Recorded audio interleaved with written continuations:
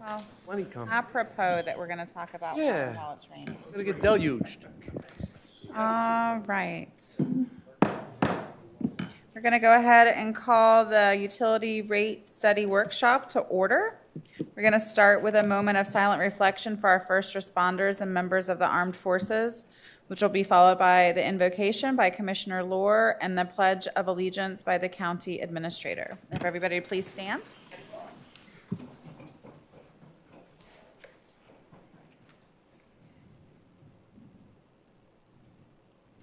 Please join me in prayer. Our Heavenly Father, we thank you for this opportunity to gather today to discuss the people's work and for this commission to guide and direct as commissioned to do. Father, on this rainy day, we think of the natural resources that you provided to us that makes this county so wonderful. We thank you and we all the praise to you, your honor. We say this in your Son's name.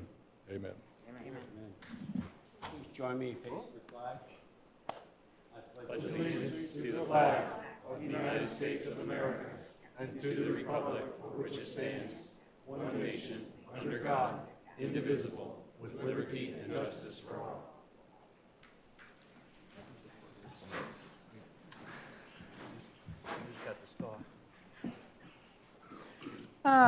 Okay.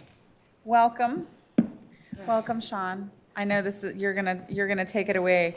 Before that though, this is the first in a series of workshops, public workshops, yes, or? We will have other workshops that we intend to take out and go out to the public and probably after hours, a Okay. little bit more appropriate times for others to attend. But this was more of an opportunity to share with you all the results of the study. Okay, fantastic. So thank you, Commissioner Adams and commissioners. It's great to be here today. It is very apropos that it happens to be raining, so I will try to speak up so that those in the public can hear it. So thank you for coming today. We appreciate there being some public here today to participate. And again, we will be going out and having some additional workshops beyond this between now and when this is heard for approval. Just wanted to take a minute to kind of introduce what we're going to be going through today. We have just a couple of quick introductions of participants, a little discussion of kind of why we are here today and what got us here today, presentation of the actual rate study results, key takeaways, and then next steps. And you can go to the next slide, if you would, please. Oh, sure. I didn't even notice it was sitting there. So just a minute to kind of introduce myself again. Sean Leaskey, I'm the Utilities Director. With me today is Brian Beavers, who's our Utilities Finance Manager. We also have our Community Affairs Manager here, Jay Shatara. With us presenting today is going to be Andrew Burnham. And did I say that? Burnham. And he had a whole team of consultants working with him. He's here today to present by himself, but a couple of those who did a lot of work, Laura Arturo, was really key to helping with the modeling of the effort. And then unfortunately, the project manager who really kind of led us throughout the project, Jeff Dykstra, took a job actually almost towards the very end of the project. He kind of got us through the majority of it, but then he ended up taking a position with the utility, interestingly, in Tennessee. And so he is not joining us today, but he did do a lion's share of the work, as well as many of the consultants at Stantec. So what got us here today is, we periodically have to take a look at our fees and rate structure to evaluate, are we providing fair and equitable rates for our utility customers? It's something that's really critical to how we maintain our infrastructure, how we continue to operate as an organization.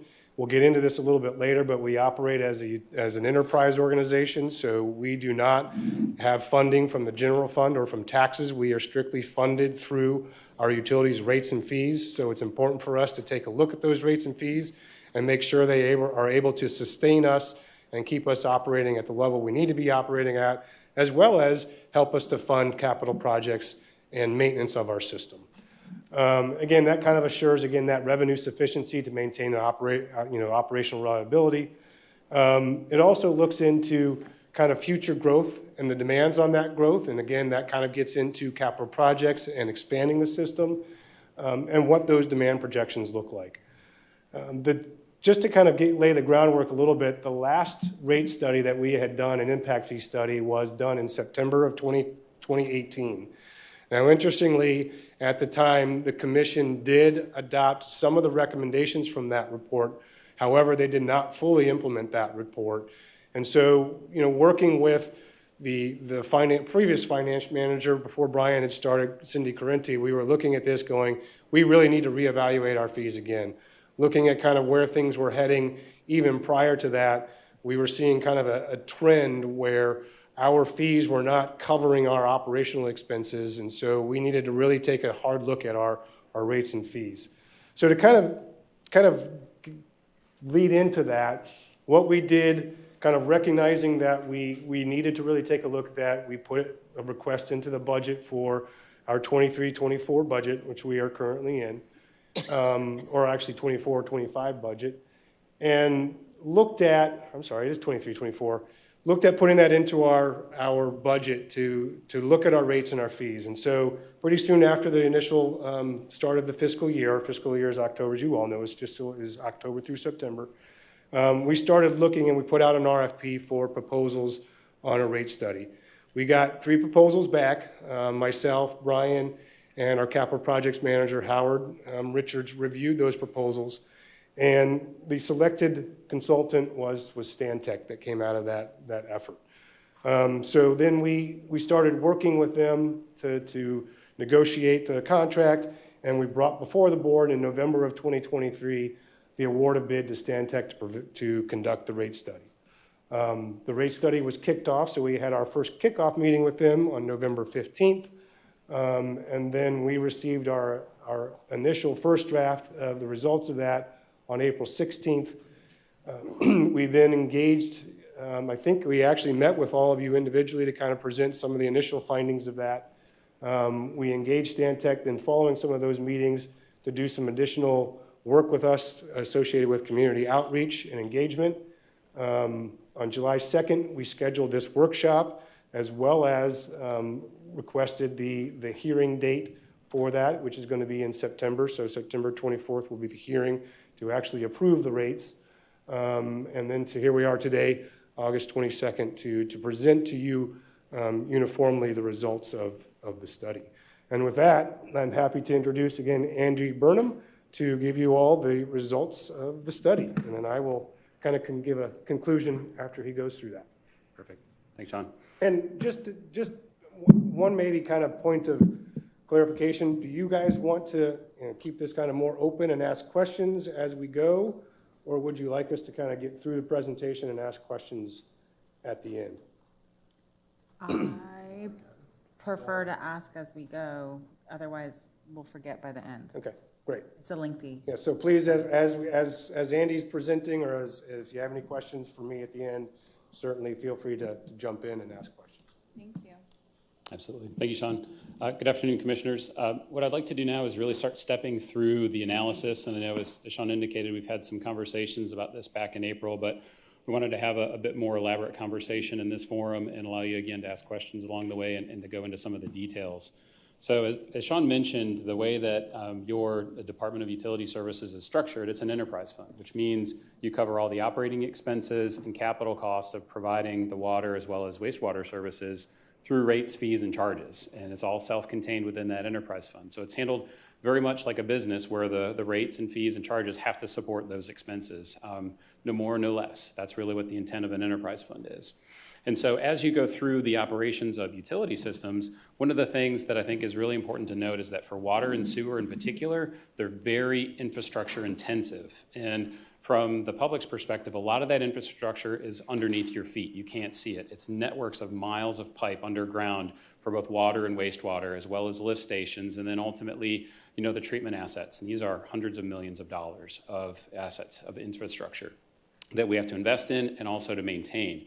And so that's a very big driver as we look to financial management for all utility systems, not just here or in Florida or across the country, is that infrastructure and how that changes in response to updated information about its condition, new regulatory requirements, growth drivers. It's a key component of these studies, and we'll spend some time talking about that today.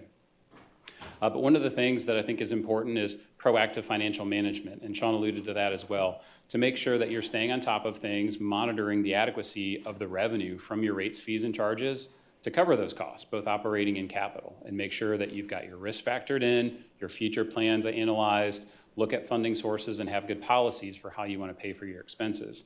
And you have a lot of great things in place to build on today, and we'll unpack some of those things.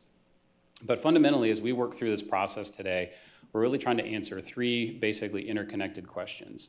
How much revenue is required to cover our current identified cost, operating and capital? From whom should that be collected? How should that be allocated in our rates between water and sewer services? And third, how do we want to collect it? What's that composition of fixed monthly charges, usage rates, ancillary fees, things for like installing meters, capacity charges? How do we capture those costs in various fees and rate structures? And we're going to answer all those questions today. But our fundamental objective is really to make sure that you're able to provide the highest level of service in the community at the lowest possible cost in the most sustainable manner that mitigates and measures a lot of your risks along the way. So I think before we get into the current results, just some history is, I think, important for everyone to appreciate. And so what we're showing here on this chart, the yellow line represents the change in the typical bill for a customer here in Indian River County from 1999 or 2000 all the way to 2024. That's the yellow line at the bottom. And over that entire 25-year time period, the rates have increased only 12%. The blue line represents the actual national average change in water and sewer rates across the country during that same time period. And so starting in 1999 to 2000 all the way to 2024, the national average increase in rates as measured by the Bureau of Labor Statistics with this consumer price index has been about 210%. And if you look at this chart a little bit more in depth, you can see that there was about a 20-year time period from 1999 to 2019 where Indian River County was able to meet its needs without having rate adjustments. But in the last few years, there have been small rate adjustments that had started to occur, again, to allow the utility to keep up with inflation to the extent they could, as well as factor in capital cost increases. But what we're starting from is obviously a position where we've had very good stewardship of customer resources, providing a good level of service during that time. But in the last few years, we've seen a lot of things change underneath our feet, and I want to talk a little bit about that as well. May I ask you a question? Yes, please. Do you know during that period of time at what intervals the rates were reviewed? So I know that the last official rate study Sean mentioned was done in 2018, and there was also the same point in time a review of the impact fees. And then I think prior to that, there was a study around 2000 that was done independently. So the rate study process was done, fairly sporadically during that time period. However, annually, just like all the other county departments, there are reviews of the budgets in terms of capital improvement plans and operating budgets. And so invariably there'd be conversations about, the level of rates at those times as well. So are we saying then from 2000 to 2018, there was no true review? Not an outside independent rate study. That's true. All right, thank you. Sir, we did have an internal rate study that was done in the earlier part of 2000. And we had a rate study done somewhere around 2009 as well. Yeah. But they were internal, they were They were nothing internal, to yeah. the scope or capacity in which you have performed. Exactly, yep, and that's common, and some communities will do that internally on an annual basis as part of the budget process. And to your point as well, the level of depth of those studies, they may be higher level or smaller scale scopes, but the scale of the study we're talking about today, those were the last times that these types of studies were done in depth, so that's a great clarification.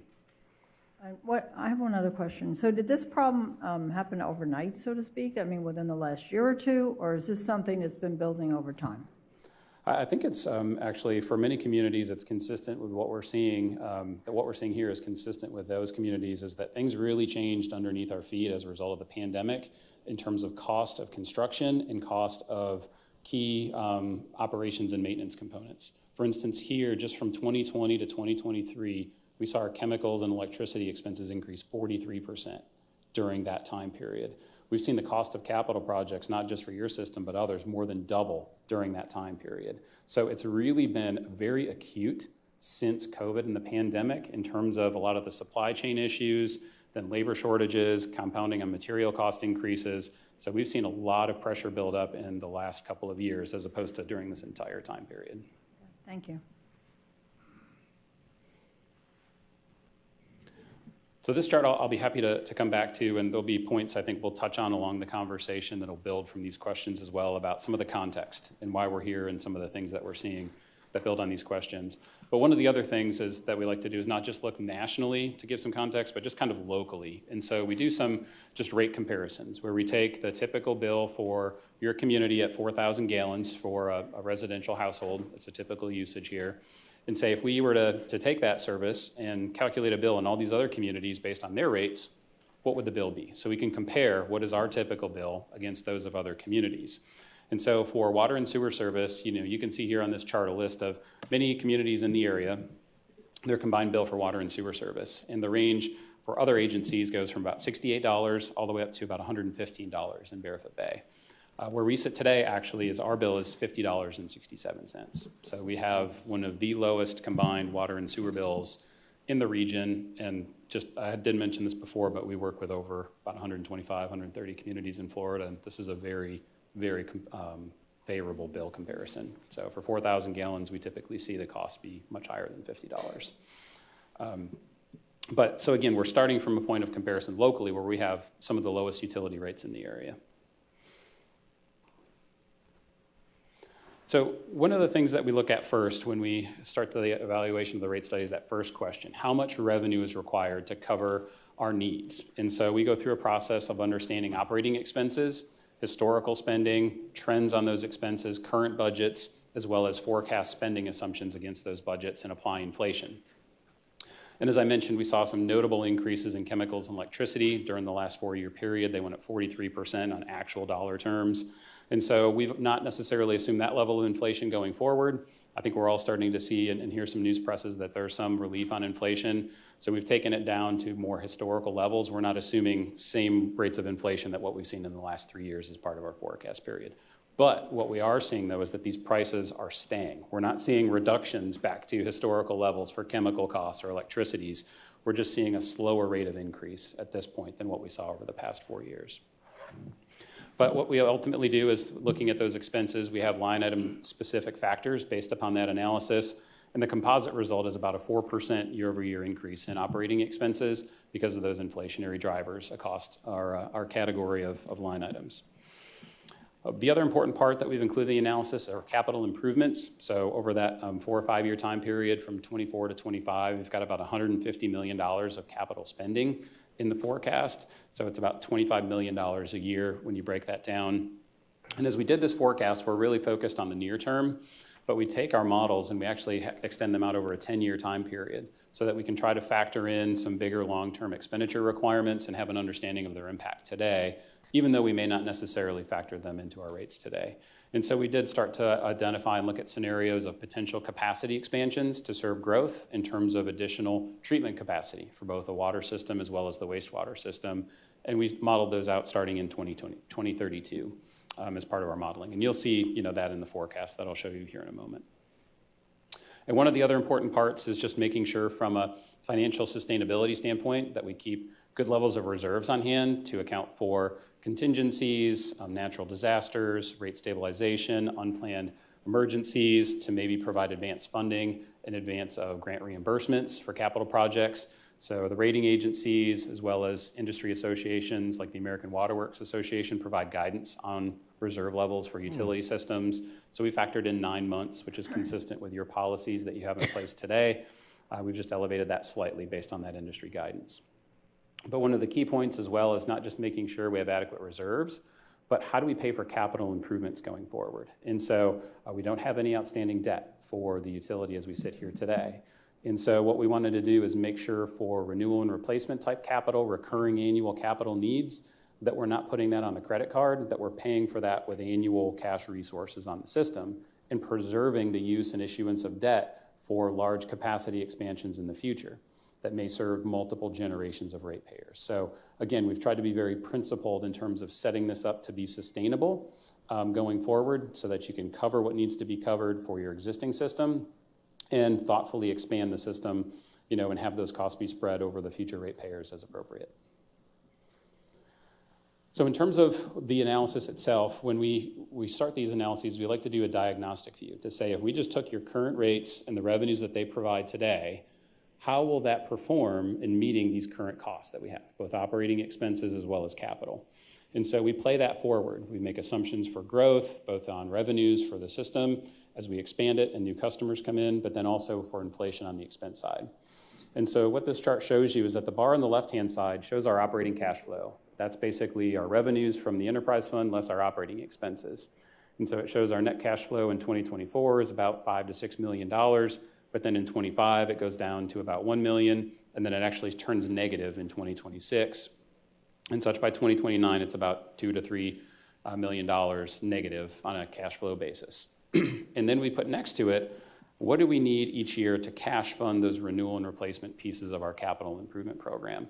So in an ideal world, you would see that bar on the left, the cash flow, at least be equal to cover those cash needs for the capital expenses. But unfortunately, we're not at that point. So we can see that in 2024, that cash needs for capital is about almost $20 million, a little less than that, which is significantly greater than our operating cash flow, which means we're going to then draw down our reserves from our bank account to help pay for those capital costs, is what that means. And that's what the dotted line represents, is your level of reserves at the end of each year. And so if we don't make any changes to rates and we fund the capital needs that we have in operating costs, we could do that until about 2027. And you can see that dotted line gets to basically zero in 2027, which means at that point we'll have depleted all of our reserves, all of our savings that we have. And then in 2028, we just would not have enough resources from revenues or in a bank account to cover our needs, and we would basically go negative. It's really a non-sustainable condition. So we'd be about $10 million negative at the end of 28, and that would grow to about negative $30 million in 29. And so this really shows that we have kind of a structurally imbalanced budget based on the cost of what we have for operations today and the capital needs of the system. The current rates just aren't going to be sufficient to support that going forward. And so we also then took a look at not only just the revenue generation adequacy of our rates today, but just how should our costs be allocated? This gets to the second question of it, from whom? And so we worked with staff to go through all the line items of the budget to understand how they should be allocated for providing water versus sewer service.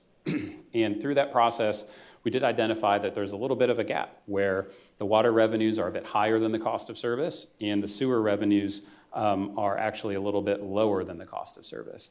And so part of that, the results of this is informative to us in terms of how we distribute any rate increases between water versus sewer service. I think you have about 57,000 water accounts, if memory serves me correctly, but only about maybe 35,000 on the sewer system. So having these things in alignment is important because not all customers have both services. And so what this plan depicts for you here, this slide, is really it's a screen capture of our financial model. And we went through several iterations of testing assumptions and sensitivity tests and scenarios with staff. And we always came back to this kind of control panel or dashboard to review the results. And so I'm not necessarily going to go through everything in specific form for you, but I just want to give you a sense of orientation and some context. So when we look at the top rows that show the rate plan for water as well as for sewer, that's the level of annual increases identified for the system for this particular plan. And you can see in 25 and 26, we have higher increases for water and for sewer service, and then it drops down to 5% per year as an indexing adjustment in 27. And then you can see in 2032, we have higher increases at that point in this forecast, largely associated with those placeholder assumptions for future capacity expansions. And so that's what's driving those increases in the future years. What you can see for the next section down where it says total single-family bill is just what's the resulting bill from the application of those increases for that typical 4,000-gallon residential user, so that you're able to see what that rate plan translates into in terms of dollars and cents. But the charts at the bottom are really what's important here, because this is about managing the overall financial health of the enterprise fund. And so if you look at the top left chart, that shows our end-of-year balances in basically our checking and savings account combined. And that black line represents that target of wanting to have 9 months of operations and maintenance expenses in reserve each year as kind of a minimum target. And you can see that in 25 and 26, we don't quite achieve that, even with this rate plan, but we start to achieve it potentially in 27 and beyond. And then in 2032, we draw any surpluses down to pay for those future capacity expansions in part at that time period. But that's a very critical chart for us to look at, because that's really measuring how much liquidity we have and our ability to really withstand some of those potential challenges and risks that I mentioned earlier as they come up. And what generates those reserve balances on that left-hand chart is the top center chart that shows your revenue versus expenses. And so this is basically showing in the black line the revenues that we're receiving versus the orange line is the total expenses, the total checks that we're having to write out. And what's important to note is in 24, as I mentioned, that orange line, we're writing more checks in 24 than we're collecting in terms of revenue. And that's why we're using that fund balance down on that operating chart.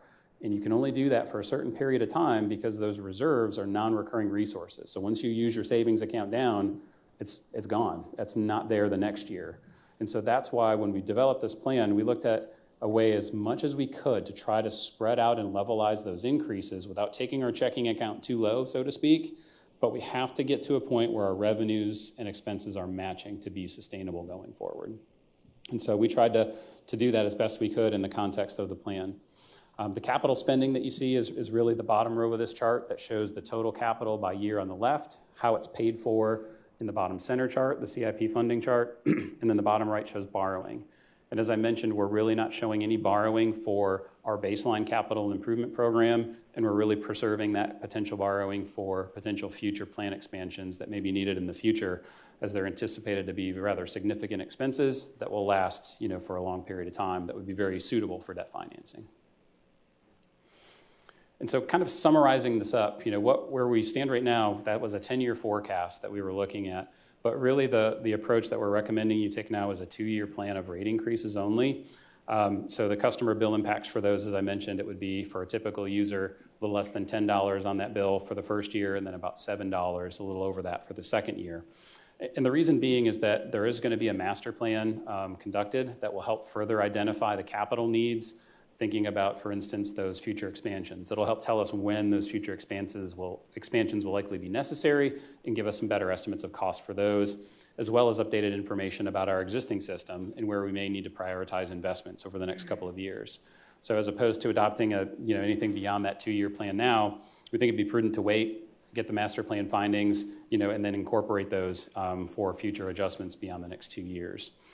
But conceptually, again, we're looking at a scenario of trying to keep the system on a pay-as-you-go basis for that recurring capital needs that you've been on for the past several years as part of this financial plan. And that, again, will give you that borrowing capacity for any future substantial expansions or substantial rehabilitations that come up in the future. So as I mentioned, we did the comparison of where we sit today for a bill comparison for a typical user. And so we just overlaid the 2-year plan against everyone else's current rates. And so the 2 additional yellow lines that we're at the bottom were what the bill would be for that typical user in 25 with the first increase, and then in fiscal year 26 with the second increase applied. And so even if the utilities on this list don't change their rates at all over the next 2 years, which is very unlikely, we would still have the lowest rates in the area even after the implementation of this 2-year rate plan. However, it's, again, very fair to expect that these other agencies seeing similar pressures from inflation, increasing regulatory requirements, aging infrastructure, they're very likely going to have increases as well. A couple of them we know have approved increases already established for next year. COCO's looking at 2% and then 4% a year after that. Palm Bay has an annual indexing plan that they apply. So there's a number of examples of other utilities that have increases for, again, many similar reasons as what we're talking about today for your system. And then we also broke this comparison down, as I mentioned, just because not necessarily all customers in the area have both services. There still are some water-only customers, to just show the water bill. So out of that total combined bill, this chart here just shows the water bill, excluding sewer. And you can see where we go today from our bill of just under $20 to at the end of the second year, it would be about $25, still one of the lowest in the area. And I think context is also a very important part of the conversation when we think about the value of water. So this is actually a national conversation that's ongoing about trying to help people appreciate, all customers of the system, just the value that's really provided from municipal water services like what you provide. And so we've tried to find ways to do that and have conversations about it. And so one of the ways that we've gone about is to say, well, let's take a swimming pool, 10,000-gallon swimming pool, and let's see what it would cost to fill that. And so if you were to fill your swimming pool with potable water and pay for that with your rates, this would be your third tier, top tier rate, no sewer charges, it costs about $50, $51 to fill the swimming pool. But if you were to use bottled water from the grocery store, And we actually, when we did this survey, we got current prices for both all these items, but we can go through those. But if you grabbed a pack of bottled water and did the math on how many ounces you need to fill a 10,000-gallon swimming pool, it's about 1.3 million ounces. It would cost you about $10,000 based upon the current cost of purchasing basically a 32-pack of bottled water. If you were to, say, use Coke or Pepsi, a 2-liter bottle, the number of 2-liter bottles, based on the current price, it would cost about $24,000 to fill a swimming pool. Based on the cost of a gallon of milk, we took the statewide average for this at a little over $3. That would be basically $30,000. And again, this is comparing to what it costs to actually fill with your water, which is $50. And we took this all the way through from products like gasoline to buying actually bottled beer to taking Starbucks coffee and what you pay for basically a mid-sized coffee at $3.45. And that would cost $320,000. We even did topsoil to say, look, if you wanted to just fill your pool with topsoil, that would be $2,200 with average price of a bag of topsoil from Home Depot. So if you stop and think about it, I mean, the cost of goods and services that we pay, the value of what we receive from Indian River County at $2.80 for 1,000 gallons of water is just pretty phenomenal in the cost of what we compare it to of things that we really purchase in our day-to-day life. And even if you don't think about it on the scale of a swimming pool, but just think about it in terms of a grocery store trip or going around the community, you get 1,000 gallons of water for what is proposed for next year at $2.80. 1,000 gallons of water. But yet at the grocery store, a gallon of milk is about $3.86. So you get 1 gallon of milk for what you get from the county, you get 1,000 gallons of. A loaf of bread at $2.75, a slice of pizza at $3.50, a box of cereal at $3.25, a cup of coffee at $3.75. I mean, these are just things that we are just using one of, yet we get 1,000 gallons of water at $2.80. So I even know I personally sometimes struggle to communicate the value of it, but maybe some of this helps resonate with you to just understand the context of what we're providing in terms of the value and the impact it has to households and lives in the context of what else we're buying today. So I do have a few other points that we did as part of the study. As was mentioned, this is pretty in-depth. So we covered not just monthly water and sewer rates, we covered all the rates and fees that you have. And conversations about some of these other charges are pretty important because for things like fire protection or bulk service or septic tank disposal, we need to have rates that cover the cost of providing those specific services, because if we don't, then that means any shortfall has to then come into the monthly water and sewer rates.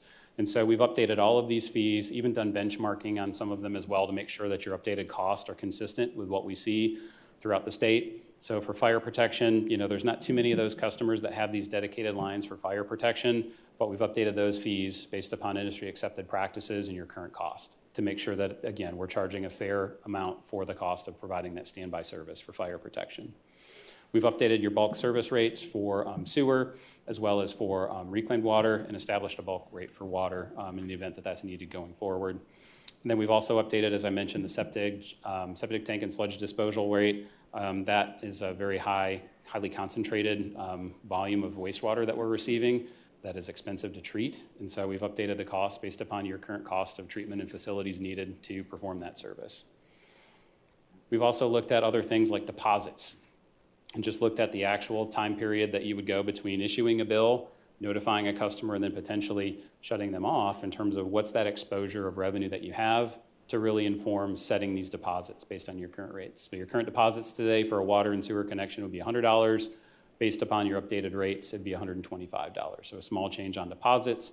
But I do want to recognize that these are returned to customers in 24 months or 60 months, depending upon if you're an owner or renter with good payment history. But these are really for utilities to help mitigate against some of those risks of non-payment for services that are provided. And then we do have some other miscellaneous fees for things like meter installation, service calls, et cetera. And again, these are really intended to capture the cost of performing these services for the specific customers that request them. And these are really just pulling out your calculator and adding up what's the cost of the labor, the materials, the equipment that's used to perform the service. So it just takes time to really understand what those are, but we work through that with staff. And so there's approximately 35 fees. There's a number that haven't been updated in some time. It's interesting going through the process. Some fees you would think, given the passage of time, you'd expect all of these to go up. Not necessarily the case. Like the new account fee, when we updated it based upon the way you're providing the service today, that actually comes down a little bit from $28.41 to $25. Each year, you've got about 7,751 of those that you do in terms of setting up a new account. Service calls went up slightly. The meter installation is a big one. If you look at just the cost of the meter itself and the box and the appurtenances, that's about $350. So your current fee that you have today is just not even covering the cost of the materials that you're actually buying for putting in a meter. And so it's just a good example of what we're trying to do here is to really align these fees with your current costs. And a lot's changed since they've been updated in terms of the cost. And the last item that I wanted to touch on was the impact fees. These go by many different names throughout Florida and the country, but these are really the upfront capacity charges that you apply to new development or redevelopment to cover their cost of capacity. And you use these, or the revenue from these fees, to really cover those capacity costs for existing capacity that you've built that's being used to serve growth, or for additional capacity that you're having to build to serve growth in the future. And so the approach we took here was based on your existing assets. What's important about impact fees, even though these have been studied in 2018, the last time they were actually modified goes back to 1999. So you've looked at them, but action has not been taken on these fees in a number of years. So as we went through the study, we did identify some adjustments that are recommended. For the sewer system, it's actually a slight reduction based upon your current cost, your level of service, which is different than what it was in 1999. When you really go through the industry accepted process and do the math on that, the sewer fee should come down just slightly from about $2,800 to a little over $2,600 for a typical connection. But the water fee does need to increase based upon your current cost of capacity. And so we've identified a phasing plan of an increase to the water fee that's consistent with Florida legislation that governs overall impact fees. It may not necessarily have to apply to water and sewer fees, but we've taken the interpretation of being conservative and being customer-centric and phasing this fee in would be an approach we'd recommend to you for consideration. And so the phase-in plan would move it up to basically $1,950, which is very close to the full calculated cost that we'd identified in the study, but do that over a 4-year time period with equal annual increases. And we did also do benchmarking on the impact fees, looking again at the same local communities to show you just where you compare for a typical residential connection. The blue represents the water impact fee and the green represents the sewer impact fee. And this just shows, again, your comparison where you sit today and then where you would sit with your updated fees based upon this study for fiscal 25 as is being recommended. So you'd really stay in effectively the same position.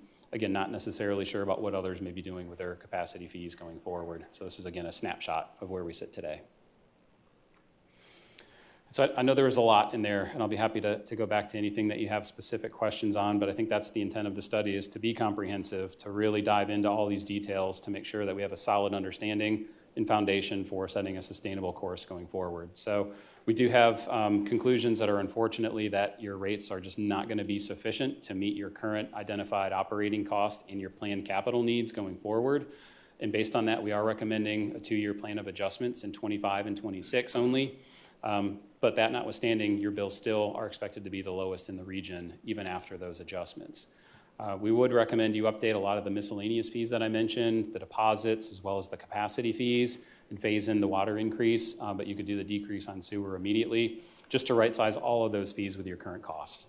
And then we would recommend that you perform annual financial reviews, as was kind of mentioned, as you get information about the master plan, as you see impacts of any changes in operating cost, emerging regulatory requirements, just to be able to monitor this plan and to make adjustments up or down depending upon the way that conditions play out. So that's just an important part of the process because you do your best to forecast and sometimes things turn out better. Sometimes things come up that weren't planned upon, that maybe regulatory requirements change and you have to address. So just being proactive in that financial management is going to be important to really make sure you stay on top of things and are able to make decisions and do minor course corrections. The longer you wait, sometimes the bigger those corrections may have to be. And so with that, I'd like to turn it over to Sean just to talk a little bit about kind of next steps in this conversation, because this is certainly not the last time we're going to be talking about the utility rates. Great, thanks, Andy. Andy really did a great job of summarizing kind of where we are, but just to kind of summarize the kind of key utility takeaways for us, what are the key things for us?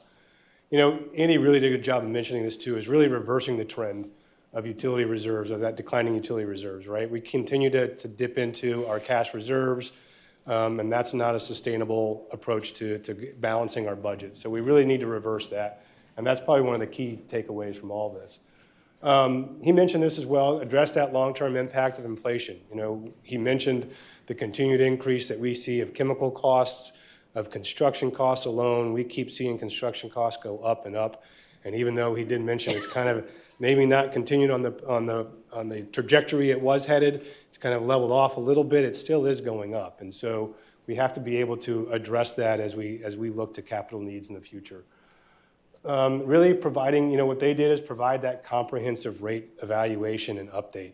And that comprehensive look at our rates and our fees, I think, is really key to looking at what we need to do to make sure that we are addressing our long-term sustainability as an organization. We can't continue to function and operate if we continue to have declining reserves. And that's a key point for us. You know, we did commit as part of this. We did agree, and part of our contract with Stantec was to do annual updates with this. So we do intend to evaluate our rates and fees. They are on retainer for 2 years to periodically look at our rates and fees on an annual basis going forward. We are today asking for those rates to be evaluated and approved. Not today, shouldn't say that today, but what we will be asking at the September 24th meeting is for you all to approve a 2-year rate increase. And that will go into effect January 1 of 2024, and then the next rate increase would be effective October 1 of 2024, or 25. So January of 25 and October of 25. And then we would be still evaluating those on an annual basis to see kind of what we need on a continual basis. Part of that is incorporating this long-term master plan, and I know you all are aware, we're right now in negotiations with a consulting firm to finalize the scope and fee associated with our integrated water master plan. And once we get through that, as Andy mentioned, that's going to be key for us to actually reevaluate these rates and make sure that what we're putting into that master plan is actually something that we can also fund. And so looking at that, trying to evaluate when we may need new capacity, that means new plants, where and how we expand our infrastructure, including our distribution system and our collection system.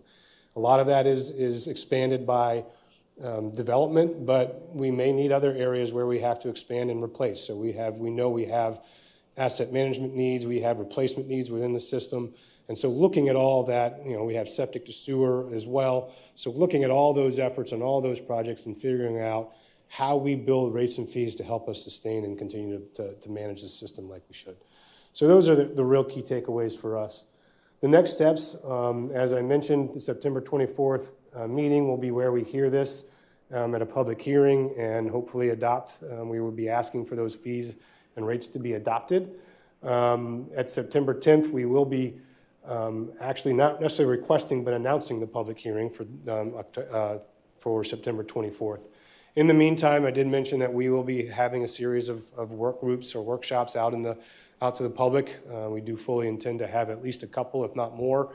And we do intend to reach out to some of the more significant users, such as the school board, to really maybe perhaps personally meet with them to kind of express to them, you know, what these fees and rates and how they may impact them specifically. So with that, I think we would be happy to answer any questions. In the meantime, too, we did create a website specifically to allow the public to view any information. We will have a Q&A up there. We're going to actually have the rate study itself up, and that is up and ready to go, I do believe.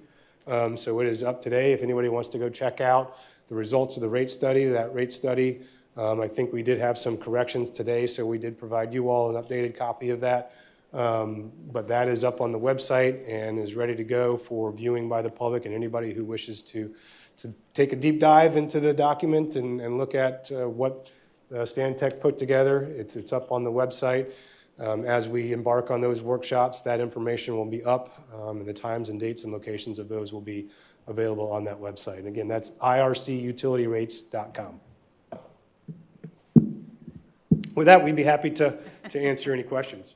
Commissioners, do you have questions? Commissioner I Moss? was just curious, I'm looking at the fire protection charges. So the existing is $17.23, and the proposed is almost double, or actually is double, $36.57. I was just wondering how many customers that we have, and this is just out of curiosity, how many customers does that affect, and what kind of customers are we talking about with Yeah, that? It's about 254 was the customer count that we have from the billing system, and typically these would be commercial customers and possibly multifamily complexes that have dedicated fire lines that serve their on-site like sprinkler systems that they have. So it's going to be multifamily, mostly commercial, is typically the ones that have the dedicated lines. And it's So for what- those sprinkler what- systems. These are businesses then? What size businesses? Is this going to affect small business, or are we talking about larger businesses? It could affect all businesses. I think the reality of it is what's the building code require? And if they require a dedicated line for fire protection, i.e. sprinkler systems, I mean, it's the sprinkler heads that you see in the ceiling that drop down. If they are required to have that, they're required to have a dedicated line to that, and that's who this would impact. So basically, So large. they have two water lines running to the building, because one is reserved specifically for the fire suppression system. You can't use your regular water line because you have to have the pressure and everything. So any building that would require that. Yeah, no, I was just thinking it's a large increase for small businesses. That's all, Yeah. thank you. And hopefully they don't have to use the water. If the I sprinkler really hope system is not. activated, it'll be very pricey, but if it is activated, you have bigger problems than the water bill. Exactly. Yeah. Madam Chair. Yes, I'm sorry. Yes, Commissioner Laura. Sean and Andy, thank you, and for the public that know that each commissioner was individually briefed on this about 6 months ago. It's obvious that we're behind the 8 ball when it comes to this. So I think the flavor certainly is, to close that gap. We can argue and debate on how we got here, but that's for another day. Additionally, I think commissioners, some of our other divisions towards the end of fiscal year have had some balanced dollars that have gone to utilities. I can think of SHIP as one, and that is simply to shore up utilities in some way, shape, or form. So when we think about that, just how robust could our other divisions be not having to shore up utilities? So thank you for the presentation. How does this affect these rates, are they accounting for the potential growth that we know that's on the books and stuff right now? Does that figure like it's going to happen in the new subdivisions or developments or commercial buildings that are going to come online in the next 18 months or so? We did, yeah, that was one of the assumptions that's embedded in the forecast as we worked with staff to look at historical growth in accounts and then have some conversations about the planning in the departments. And so we have on the water side about 1,250 new equivalent residential units each year.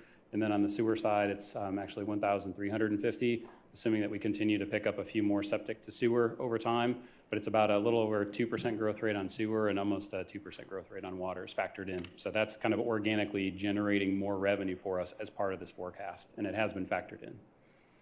My next question is, and you just mentioned it, and Sean mentioned it about the septic to sewer stuff. I mean, we're already doing some projects, but we're obtaining some of that funding through grants and stuff like that. The state obviously hasn't come in and said, we're going to give you this much amount of money to offset the cost to do that. Are we kind of looking at that too, or has that been factored in yet, or? So we factored it in for the specific projects, like Sebastian, for instance. So there's a substantial amount of grant funding for that septic to sewer program. And I think as we go forward each year and have updates and identify the next areas, and again, look at grant funding opportunities, that's part of the update process that they'll be factored in more specifically. But that's the biggest one that comes to mind for me, Sean, is that one in particular. Yeah, and I think one of the things we certainly have to look at is we understand there's grants and the grants are available, but, as we see, those grants aren't full cost recovery. So there are, at times, other costs that need to be expended by the utility, and so that's certainly factored in. Now, if there's an assessment or something like that, there's other funding mechanisms, but we would have to account for what those grants don't cover. And that is accounted for in the modeling. Okay, next thing I know, the impact fees are obviously separate. The meter hookup might be somebody that has an existing house that was never hooked to county water, now they want to. The $500 meter charge, that was a pretty good, substantial jump in that.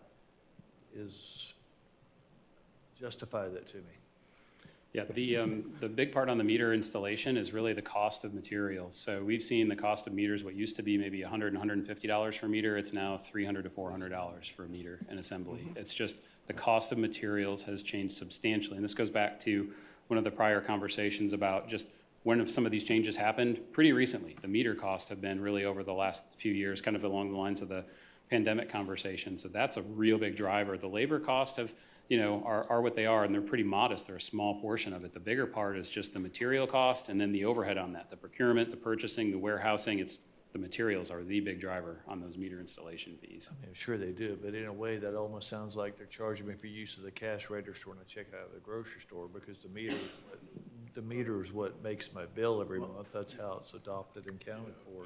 And actually, in other words, we're losing money every time we install a new meter. We are. The other thing We are. Yeah, we are. We're losing money on that end. The other thing we need to remember for the public and others is that we've got over 900 miles of water lines throughout this county, and some of those are younger than older. But that's going to tell you there's going to be repairs in the future for sure. 900 miles, if you think about that. And your second part of that, I think, was about capacity charge, right? And the increase in those capacity charges. And, or impact fees. Impact fees is what we call them, but those impact fees are really capacity, so buying into existing capacity. So we look at the value of our treatment systems. We're just in the process of, we just went through a major overhaul of our south water treatment facility, Oslo. So that certainly factors into the cost of buying into that capacity as you rehabilitate things and you spend additional money. That factors into, what's that capacity and what does that charge need to be to buy into that capacity.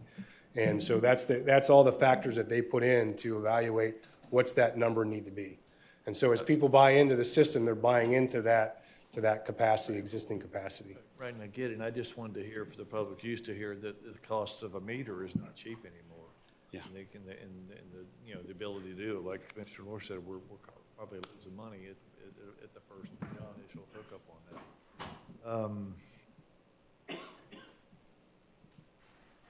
I think that's all I've got right now. I guess, we could talk about future capacity expansion. We basically did when I asked you about the further development, but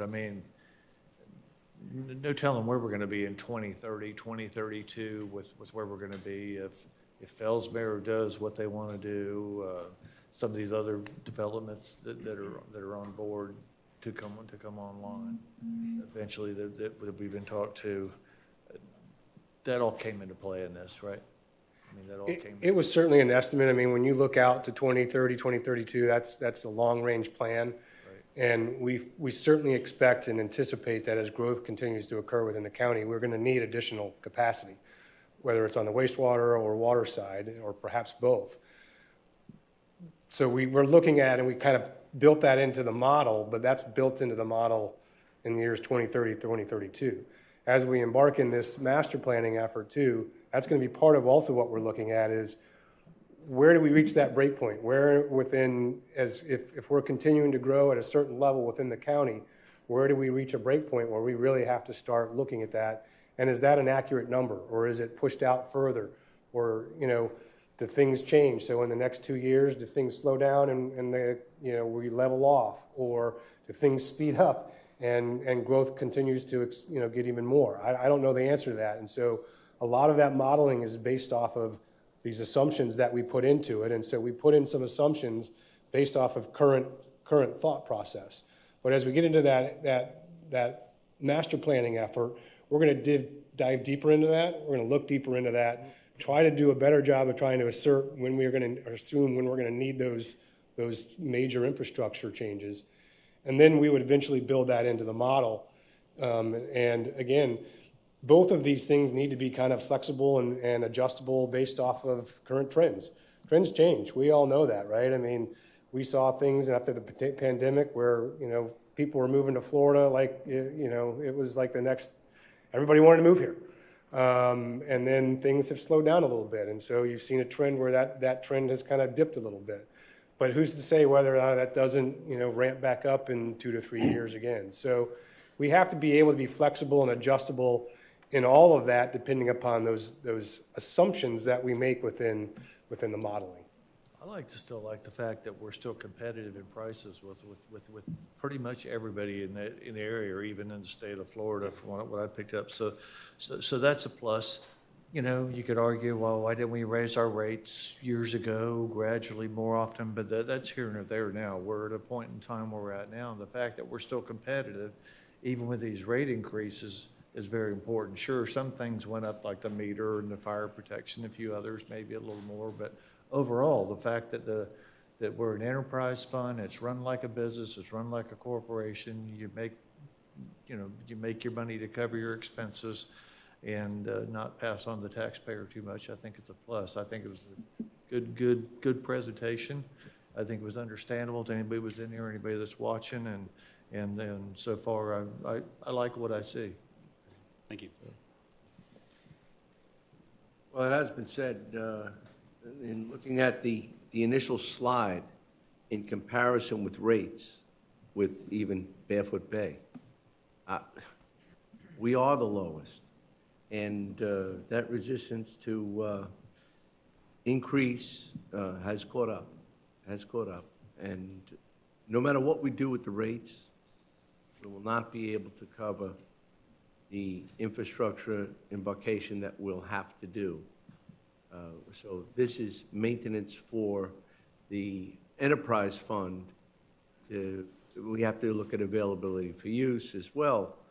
But in essence, what we're confronted with water and sewer in the next few years, we're going to have to look seriously at the impact fees, more importantly than the availability for use.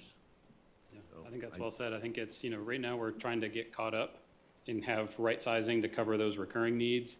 And then that's a great comment that dovetails off of what Sean was saying about when we have better definition about those expansions, what they are, when they may occur, and the dollar amounts. I think that's going to be the opportune time to then, when you have more certainty there, come back to that capacity fee conversation to make sure that you can start accounting for that as soon as possible. And the unknown factor with grants that, we hopefully going to be grant reliant, but we don't know. We don't know what's available out there yet. So this is just, again, recovery. It's not going to enhance our entire system. I have a question about the process moving forward. So if you're going to look at these rates on a yearly basis, are you expecting to bring us adjustments on a yearly basis? Or what's the plan there? Is there a threshold that will trigger a suggested adjustment? Or how are we going to prevent going for 20 years without a good increase? Well, what you saw in the presentation was, again, some assumptions based off of those growth factors and a variety of different things. And so once we get through these first 2 years, the idea would be there would be a static level of rate increase over the next several years. That's what we would have to evaluate kind of going forward is what are the current trends, and do those trends still justify that rate? Does it justify a higher rate or a lower rate? And that's what we would have to evaluate on an annual basis, is really looking at those trends, reevaluating that, making sure those assumptions that we made are current or accurate based off of today's, that year's situation. And is that rate sufficient going forward? And again, it may go up or it may go down. I mean, I'd love to say that it would go down. But that just is really dependent upon, but they did build a steady kind of rate increase. If you saw in there from after 2025, that there would be a steady rate increase. But again, that may have, and that's why we would have them on board every year, is to reevaluate that and make sure that rate makes sense going forward. So, Madam Chair, I would just add to that. I know next year they'll evaluate to validate the rate, but after the integrated master plan, they'll need to do a full-blown new rate study, because what drives the rate is the capital program. So they're projecting $25 million, but I think we're going to find when they do the integrated utilities master plan, when you take into consider the septic to sewer, let alone the water, that may drive it up even more. So I just want to So you'd be aware that in 2 years, it's going to be done. And then a more fuller picture, because we don't have that plan. Just want to emphasize. I do have a question for them. Yeah, go ahead. So, in the pro forma and the capital project funding summary, you identify $43 million of grant and external sources. Have we identified what those grants are? It's kind of suspect to, or kind of, not suspect, but kind of like, without knowing what those grant sources are, how do we know that $43 million? Because otherwise that would affect the rates. We have a list of the, We do have a list, and so it's for some specific projects, so one being Sebastian Septic to Sewer, we'd put in grant funding there, but some of the immediate ones are grants for, the Oslo water treatment plant improvements. I think that 2.7 million is secured. That's been used. That's been used, actually. And then a couple of the other septic to sewer projects are included in there, so West Wawaso, and then we do have an assumption for, I'd say the one that's probably the biggest assumption, County Administrator, would be future septic to sewer systems. We'd put in a 75% grant assumption for those. That's the one that's not really tied per se to a specific project or received grants or specific is applications. it possible that we can include in the report, the final report, the actual list of grant sources, so we can stay on top of those? Sure, we can note, we've already noted the grant projects in the fund. I'm talking about the grant funding sources. But the funding sources, yeah, we can work with staff to get those documented. And then the other question I have, and I know, and this might be more Sean, I know, and it's discussed in the impact fee component, but the level of service at the 250 gallons per day, I know that's something that we're evaluating, because that would obviously, if it comes more in line, I think with the 180, that might be more industry standard, it'll give us more capacity in our plants. But, so there's that, and then you mentioned the septic to sewer, adding 100 units. We have like 12,000 just in Sebastian alone, so I think we just need to be aware when that integrated master utility planning, whether it be prioritizing and understanding that impact, because we have a 2030 deadline, and this shows that we're not going to be expending $37 million of impact fees for sanitary or for sewer until 2034. That's 4 years after the deadline. So keep in mind that when we built that, the assumption was that we would be adding about 100 additional. So when Andy mentioned that we based the water off of about 1,000 or 1,100 1,250, new accounts, we added about Another another 100 to that of sewer, and that was to account for adding about 100 additional sewer accounts through septic to sewer each year.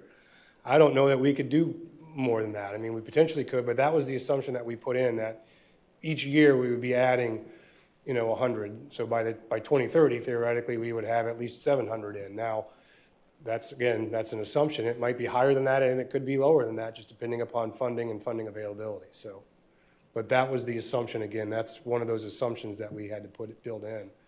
And we didn't want to go too high. We didn't want to go too low.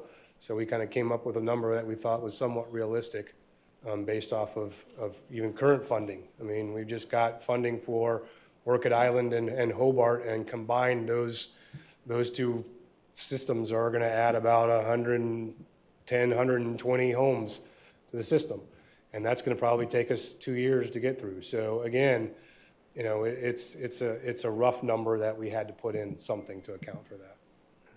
So for the board, part of the utilities integrated master plan is going to discuss the septic to sewer project, because I get 120 and 100, but we're talking potentially 25,000 in our county.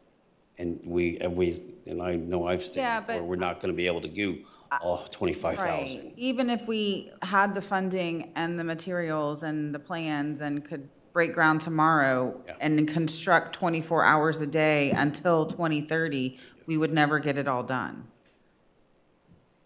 So I think, which is unfortunate, because that's something that's of concern, I think, to us and to the residents.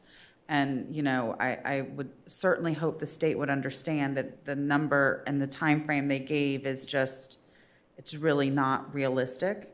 But I do think that if we're going to go through this study and the integrated master plan, I would prefer to hope for more, but plan for a little less, because as we know with the Roseland project, how many houses was that? I think we added about 140. 140, and it took, I mean, it got caught up in COVID, so, you know, but it took at least 3 years from start to finish.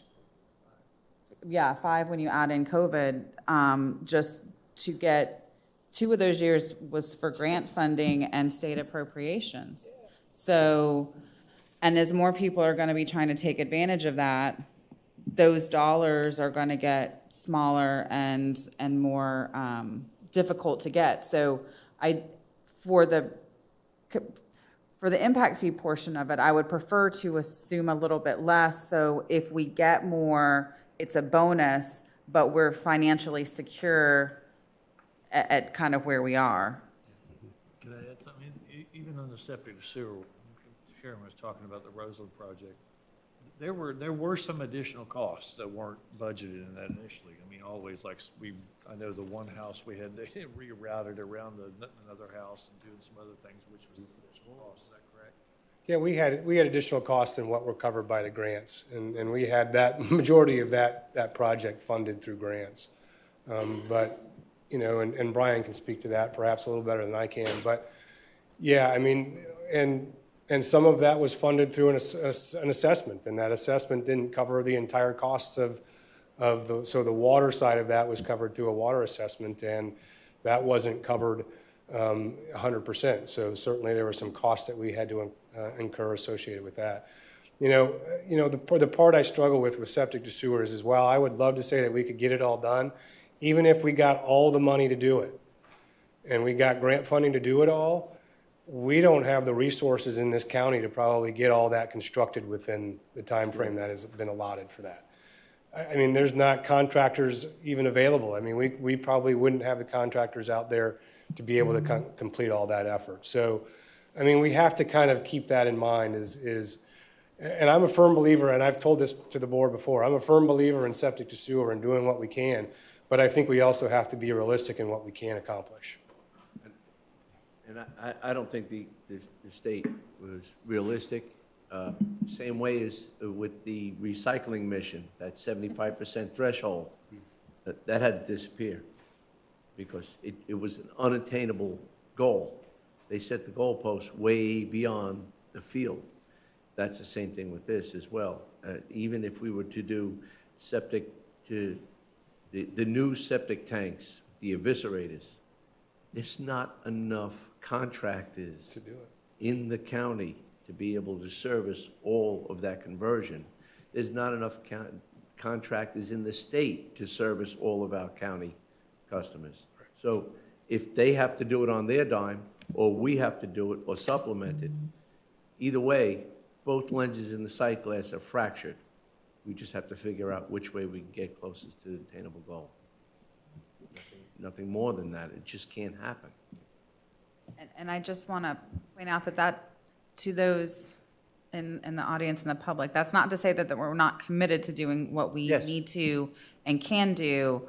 What we're saying is, as part of this discussion, we're talking about financial sustainability, infrastructure capacity, and what is realistic with what we have to work with that we can plan for moving forward.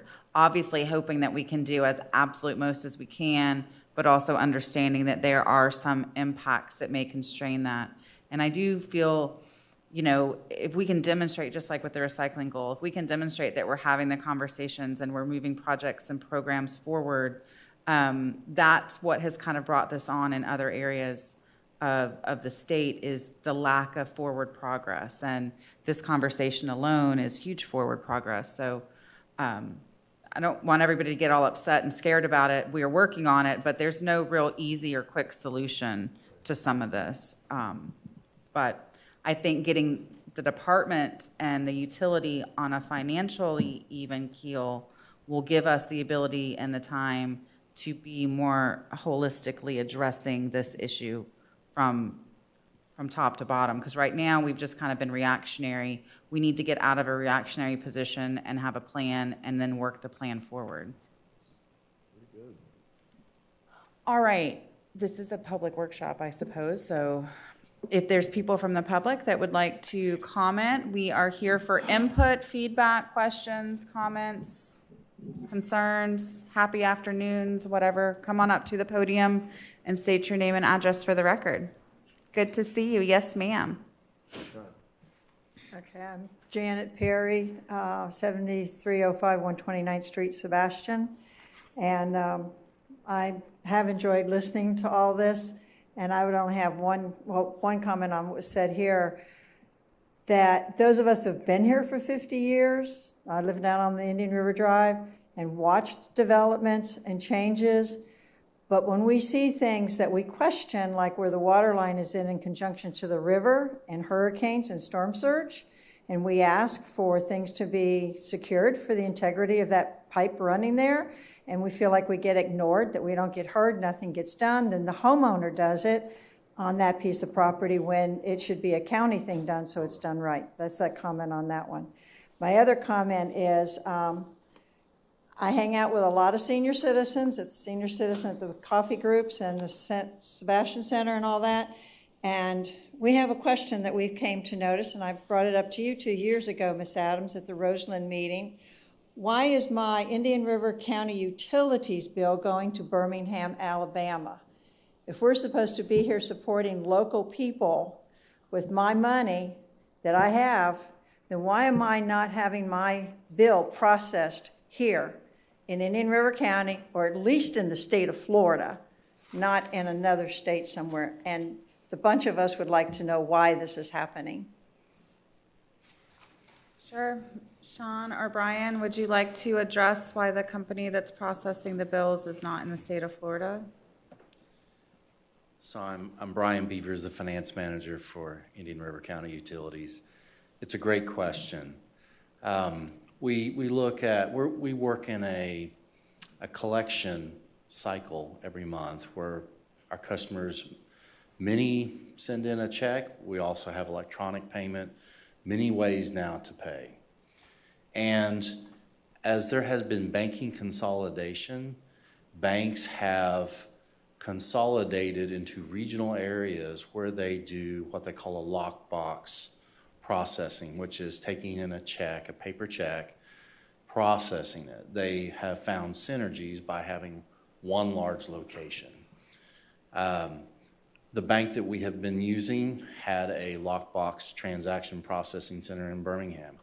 We're actually getting ready to change that because that bank is moving to another region to get some more efficiencies. So while I appreciate the desire to keep the transactions here in Florida, the jobs, et cetera, we are working with large banks and need to utilize their services, and that is, they're kind of dictating where. Well, it doesn't make a lot of us happy when we know we have an economy here to support with local people. So when we see that. Okay, thank you. Thank you. Anybody else? Come on up and state your name and address for the record. Thank you so much. My name is Bob Gallagher, live at 4675 Hambledon Court in Oak Harbor. We were fortunate to move to Vero about 8 years ago from South Florida, and it's been a wonderful move for our family. One of the surprising things when we got the first water bill, so well, this isn't bad, comparing it to what we had in Miami-Dade County. But I didn't realize it was sent every month. I can tell you, our water bill in Miami-Dade County was sent on a quarterly basis. And the quarterly amount of the bill for water and sewer is about the same of what we get every month and have gotten every month from Indian River County Utilities. And I note in this little handout, they gave a number of comparisons, but I don't think the comparisons went to a broad enough audience or municipalities dealing with water and sewer to give this commission a rate. How efficient is this water and waste utility operation in Indian River County? I can't believe that it's got to be 3 times higher than South Florida. Thank you. Welcome. Name and address. I'm Judy Orcutt, 4665 Pebble Bay South, and I'm here on behalf of the Clean Water Coalition. I'm a little concerned that the study didn't have, it says that the Indian River County Utility Department doesn't have any significant plan or transmission expansion process identified. So the current rate increase is just kind of catching us up. And so I appreciate now that they're saying that we're going to have this integrated master plan and then we're going to revisit the rates. But I'm concerned that that increase, when we revisit them, is going to be really bring out the crowds, because we had a rate study previously, didn't follow what they recommended, didn't increase the rates. And now, you know, hopefully we'll at least adopt these, but I'm just worried a year from now when we look at this master plan, the need is going to be so great that the rates are going to have to go up more. I haven't heard any discussion about the fact that the Water Management District says that the groundwater is being depleted and that, you know, we're going to have to look to other sources for water. And is there discussion about toilet to tap?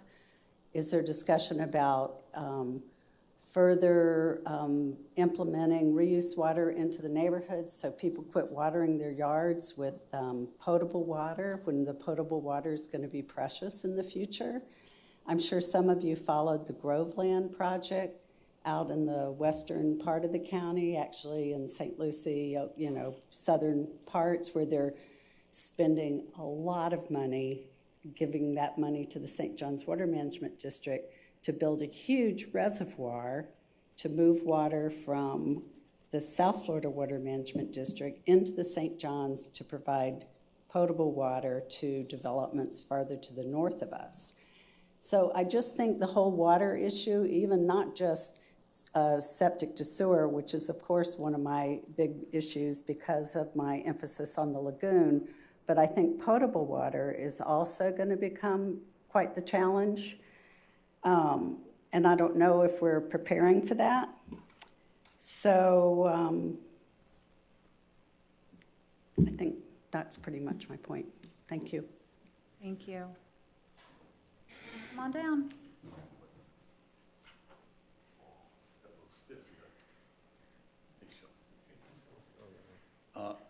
Tom Sullivan, 4187 West 16th Square. My curiosity is, you mentioned the hookups. Are we charging the new developments, how much do they pay per house, per unit? Same. Well, I'm curious, it seems like we've become an area where the developers want to come. As a matter of fact, I made a lot of money on Green Brick Properties, Partners, okay? They were about $6 about 2 years ago, they're 60 today. So what I'm seeing is that a lot of these developers are coming here and making a great deal of, as Bill used to tell me, money. You know, and I think we can now look at maybe not being such a fertile area. I want people to come. I want that. But I think we're missing the point. When you talk about money getting out of here, these developers are beholden to the stockholders. And I think we can charge them more. I think we can charge them more on impact fees. If a normal household is paying $350 and we're losing money on the meter, let them pay $1,000. I know, I bought a house in town here, okay, I think it was 10 years ago, for $250,000. My neighbors just bought 3 houses in my backyard at $1 million apiece. So you can't tell me that the developer's not making money. And I think we have to tax these people because the money is not staying here. Mr. Pulte is not living here. Bill, GHO, sold his business to Green Brick Partners, which is located in Dallas. So I'm just saying, I think we're not being as sharp business-wise with these developers. I think they're taking advantage of us, and I think this is a way that we can go back and say, hey, I want you to live here, I want you to build here, I want people to move here. But we're not going to let you come in here and just take advantage of our utilities. You know, and Matter of fact, I was going to a meeting next door. I just walked in here. You know, but I'm just saying, I don't understand why we can't charge them more. It's not that they're not making money. I live on 41st Street, okay? And in 2 years, okay, 700 residences have been built there. There's 2 apartment buildings. Pulte put 142 single families. Green Brick put 103. And then there's 60 doubles. And somehow, okay, this medical area, which you remember discussing this several years ago, now we're going to have a pickleball court there on medical property. I think maybe it's rehabilitative or something, but I don't understand this. And when I watch some of these meetings, I see some of our planning and zoning people talking to the planning and zoning boards saying, oh yeah, that'll happen in the future. And if I have quotes from these meetings, these videos, where people from the Planning and Zoning Board have told people on the planning side of our house here, have told people on the Planning and Zoning Board, oh, don't worry, there's plenty of room and we'll have medical there. Well, the same person that said that, through some sort of administrative decision, wound up putting a pickleball court there. I'm just saying, I just look at this stuff and I get confused. As I get confused here with all this building going on, and all of a sudden, we have an infrastructure problem. Well, if you want to build and you want to come here and make money off the locale, then you have to pay. And that's all I'm saying. I just think we have to look at more impact fees on the developers. Well, that's it. Okay, thank you. Anybody else? Come on down. Welcome, name and address. Sure. Bob Atwater, 120 Ocean Beach Trail. I sit on the Town Council of Indian River Shores. I'm the town's representative on the City of Vero Beach Utilities Commission. The City of Vero Beach charges a profit against their utility ratepayers, which goes back in the general fund, lower taxes. I think everybody knows that. But in addition, they use what I consider, based on government accounting standard, cost allocation methods which overcharge the utility so that real estate taxes can be lowered in addition. Now, I know the county doesn't charge a profit, but could you just, if we could, have someone address the cost allocation methodology they use if they attribute any of the general fund expenses over to the utility enterprise fund? Are they realistic, or are we going down a path the City of Vero Beach does in terms of hurting their outside ratepayers? So. Sure. Is that something Sean or Brian? Don't go anywhere. They might need a clarification. Yeah, I might need I'm not sure I quite understood. Are you asking whether or not we draw general fund monies into the utility? No, actually the other way around. Do you take a general fund function and allocate some of the expenses to the utility enterprise fund? Vero Beach does that. They do it in such a way that they take much more than the actual cost of service there. For instance, is utility dollars going into the general fund? Essentially, what our OMB does is they allocate costs to each fund to cover the costs for the services that they're receiving. So in the case of the utilities, if it was a utility authority, if they had HR funds, if they had an HR department, they had an IT department, so every fund actually participates in that, and they have their own fair share. And it's established, our OMB evaluates it at the beginning of the budget cycle, provides those numbers to all the departments, so everybody's paying their fair share of cost allocation. I know what you're talking about. So it's a rational methodology. And there is. It's just not doing one of these. That's correct. Okay, all right. We're not trying to subsidize, I know what you're trying to say. For IT services. That's right. We're not and subsidizing Yes. one with the other Okay. on the backs of Because other the outside city- ratepayers. Because the City of Vero Beach does that. Yeah, Okay, thank you. Good question. Yep. Anybody else? Other questions, comments? No? Don't sit down, Sean. I think you got to wrap it up. Commissioners, you have any other questions or What's your I timeframe don't on think this? we have anything further. I mean, we've got a couple of, 35 minutes left, and we'll give you guys 35 minutes to rest, back to your day. Again, the next steps really are September 10th is to announce the public hearing for the 24th. On the 24th, we will have the public hearing to hear and officially adopt the rates, if so inclined. And in the meantime, we will be having a couple of public workshops where we'll be discussing this and bringing the rates forth to the community further. The website is up and running, and people can go to the website. And again, the full rate study is up on the website for anybody who wishes to read through that nightly. It's a nightly drone maybe if you want to read through the rate study. But again, it's very well done. Stantec has done a great job of putting the information together in a report. All the information is there. They even talk about some of the assumptions we talked about today. All of that information is available in the report. All that information is up on the website, and the website is up today. So please encourage people, if they're listening, those of you here, please encourage you, if you're interested in that information, to check out our website. That's all we have.